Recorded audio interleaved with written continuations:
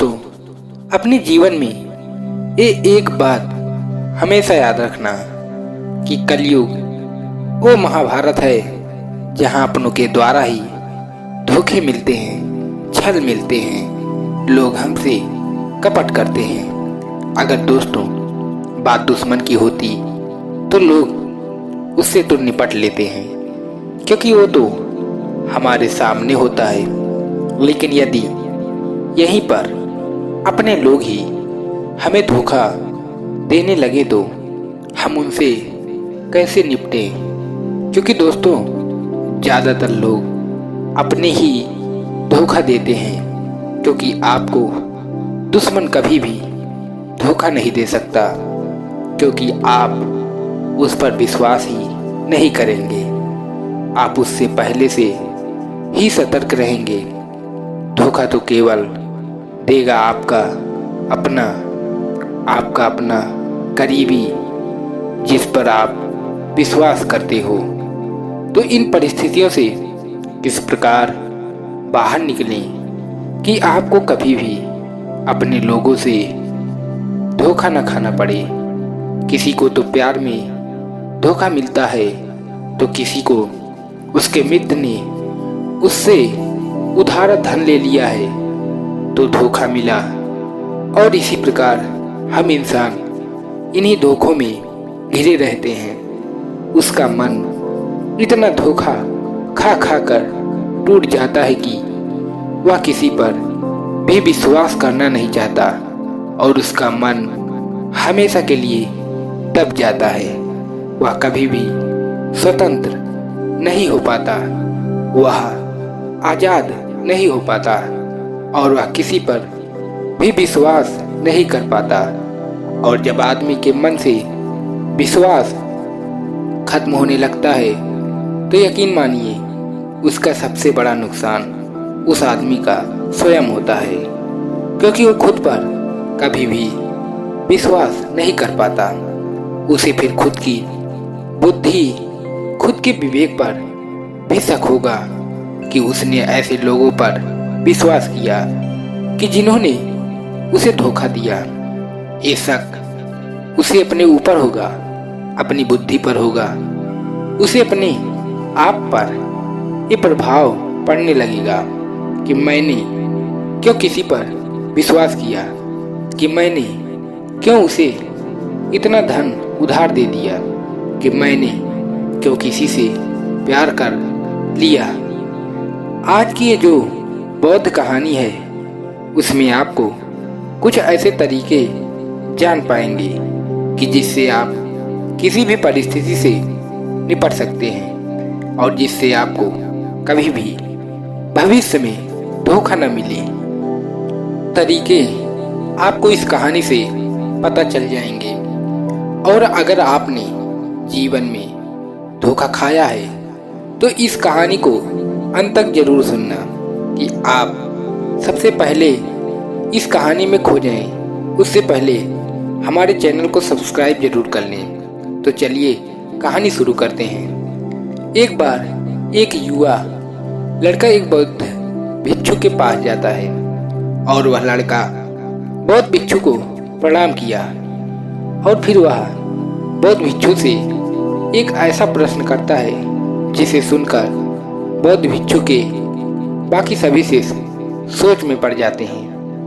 उसने कहा कि हे गुरुवर, आप हमेशा ये कहते हैं कि इंसान में हमेशा करुणा होनी चाहिए, दया का भाव होना चाहिए, और करुणा ही मनुष्य का सबसे कीमती आभूषण है। लेकिन यहाँ तक तो सब कुछ ठीक है, लेकिन मैं आपको ये बताना चाहता हूँ कि इसी करुणा, इसी दया की वजह से हमें अपने जीवन में बहुत बार छल मिला। लोगों ने मेरे साथ कपट किया, मुझे धोखा भी दिया। अगर मैं उनके प्रति करुणा न रखता, उनके प्रति दया का भाव न रखता, तो आज मुझे छल नहीं मिला होता, मेरे साथ कपट नहीं हुआ होता, मुझे इतना दुख नहीं झेलना पड़ता। ये सिर्फ इसी करुणा, इसी दया के कारण हुआ है। आपके प्रवचन को सुनकर मैंने अपने हृदय में करुणा उत्पन्न की, दया का भाव जगाया और फिर धीरे धीरे लोगों के प्रति मेरा हृदय करुणावान हो गया। और इसी कारण उन लोगों ने मेरा फायदा उठाया और मुझे बार बार धोखा दिया। तो आप लोगों को गलत उपदेश क्यों देते हो? उन्हें गलत राह पर आप क्यों ढकेलना चाहते हो? और ये भी शिष्य जो आपके प्रवचन को सुन रहे हैं, इसी करुणावान की वजह से ये भी अपने जीवन में बहुत सारे धोखे खाएंगे। ये भी आपको ही गालियां देंगे, क्योंकि आपने ही इनको बताया है कि करुणा इंसान का सबसे कीमती आभूषण है। क्या आप इस बारे में कुछ कहना चाहेंगे, कुछ सफाई देना चाहेंगे? और इस प्रकार उस युवा लड़के ने उन बौद्ध भिक्षु को चेतावनी देते हुए कहा। तभी ये सारी बातें सुनकर वो बौद्ध भिक्षु ने मुस्कुराते हुए कहा कि हे शिष्य, करुणा का मतलब ये नहीं होता जो आप समझ रहे हो। करुणा को अक्सर हम अपनी भावनाओं के साथ जोड़ लेते हैं। हम अपनी भावनाओं में बहकर कोई गलत कदम उठा लेते हैं और उसका सीधा इल्जाम करुणा पर लगा देते हैं। और हमारी ये हिम्मत नहीं होती उसके लिए हम खुद को दोषी कह सके, हम मान सके कि हमारे साथ जो छल, जो कपट हुआ है वो हमारे ही कारण हुआ है, ना कि उस करुणा के कारण। और भावनाओं में बहकर जिंदगी भर छल सहते रहते हैं और उसका इल्जाम किसी और पर लगाते रहते हैं। जिस प्रकार तुम करुणा को समझ रहे हो, वो करुणा तो एक आदमी को अपंग बना देता है। उसे तो कोई कदम उठाने ही नहीं देगी। युद्ध में लड़ने के लिए तुम अपनी करुणा का सहारा लेकर नहीं बैठे रह सकते हो। तुम्हें अपनी परिस्थिति के हिसाब से काम करना होगा। अगर युद्ध हो रहा है तो तुम्हें हथियार तो चलाना ही होगा।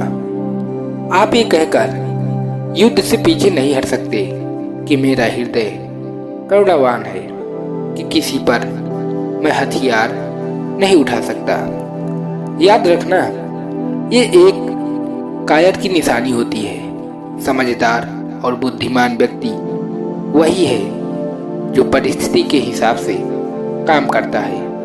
तुम्हें न समझने में एक बार धोखा मिल गया, उसके बाद भी तुम धोखे खाते रहते हो और बार बार खाते हो और उसी प्रकार खाते रहोगे जिस प्रकार पिछली बार खाया था।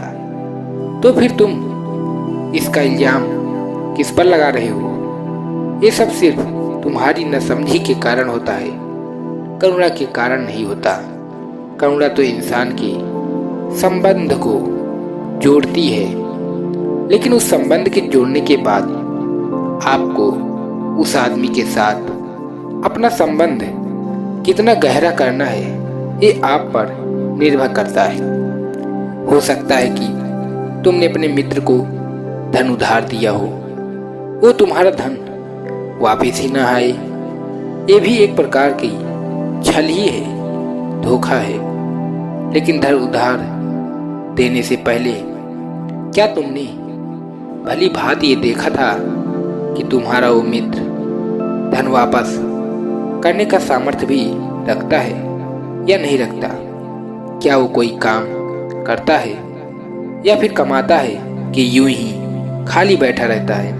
अगर वो खाली बैठा रहता है फिर तुम उसे धन उधार देते हो तो तुम ये भी सोचो कि वो वापस कैसे करेगा। उसके पास तो कोई भी आय नहीं है, कोई भी नौकरी नहीं है, और यही दूसरी तरफ तुम ऐसे मित्र को धन उधार देते हो जो कमाता है, इसके पास कमाई है, और तुम्हें पता है कि जब कल इसके पास पैसा आएगा तो यह हमारा वापस कर देगा। तो ऐसी परिस्थिति में तुम्हें बहुत कम छल या धोखे मिलेंगे। छल और धोखे बहुत प्रकार के होते हैं। मान लीजिए किसी पिता ने अपने बेटे को बाहर पढ़ाई के लिए भेजा है। वो वहाँ पर पढ़ाई नहीं कर रहा बल्कि अय्याशी कर रहा है। तो क्या ये धोखा नहीं है? एक प्रकार का छल नहीं है? क्या वो बच्चा अपने पिता के प्रति धोखा नहीं कर रहा? अगर ऐसा उसके पिता को पता चल जाए कि मेरा बेटा मेरे साथ धोखा कर रहा है, तो वह किस प्रकार इस परिस्थिति को संभालेगा? सोचने की बात है कि ऐसी परिस्थिति में माता पिता आकर अपने बेटे को दंड दे देते हैं और इस कारण से उन दोनों में दूरियां बन जाती हैं और अब बेटा अपने पिता को कभी भी सच नहीं बताएगा। और इसीलिए ऐसी परिस्थिति से कैसे निपटना है, यहाँ पर आपकी बुद्धिमानी काम आएगी और आप उसको डांटने के बजाय प्यार से समझा सकते हो। प्यार से उसे सही रास्ता दिखा सकते हो कि कितनी मेहनत से कमाई की जाती है, कि तुम कितनी आसानी से खर्च कर देते हो। इस प्रकार उसे एहसास कराया जा सकता है बिना गुस्से में। और फिर भी वो नहीं समझ रहा, अपनी ज़िंदगी में नहीं समझ रहा, तो बार बार धोखा कब तक खाएंगे? तो फिर कोई ना कोई ऐसा कदम उठाना ही पड़ेगा जिससे हमें बार बार धोखा न खाना पड़े। और अक्सर बहुत से लोगों को प्यार में धोखा मिलता है। ये सबसे बड़ा कांटा है। कलयुग में हर इंसान प्यार में धोखा खा खा कर बैठा हुआ है। कलयुग में अधिकतर लोग प्यार में धोखा खाकर बैठे हुए हैं। यहाँ पर सवाल ये है कि प्यार में धोखे क्यों मिलते हैं? क्या इन धोखों से बचा जा सकता है? कि इसका जवाब है कि हमें अपना महत्व समझना होगा। जब जब हम अपने महत्व से ज़्यादा किसी दूसरे को देने लगते हैं तब तब हमें धोखा मिलता है। अक्सर प्यार में, प्रेम में इंसान अपने से ज़्यादा दूसरे व्यक्ति को महत्व देने लगता है और उसकी इच्छाएं, उसका जीवन और अपने जीवन को भूलता ही चला जाता है। और ऐसे में दूसरे इंसान को ऊब पैदा हो जाती है और ऊब पैदा होना स्वाभाविक है। जब आप में अपना अस्तित्व बचा ही नहीं है, जिसकी वजह से सामने वाला आपसे प्रेम करने लगा था, वही चीज़ आपके अंदर बची ही नहीं है, तो फिर वो प्रेम भी खत्म हो जाएगा और फिर आप कहेंगे प्रेम में धोखा मिल गया, प्यार में धोखा मिल गया। अगर आपने अपने से ज़्यादा महत्व दूसरों को न दिया होता तो आपको धोखा मिलता ही नहीं। अगर आपको मिलता भी तो आप इतना दुखी नहीं होते। बहुत धोखे मिले हैं, ये दिल अब तो कद्र करना सीख जा। इसलिए इस सत्य को पहचानो और होश में जियो। ये प्रवचन सुनने के बाद सभी शिष्य को करुणा का अर्थ भली भांति समझ आ चुका था।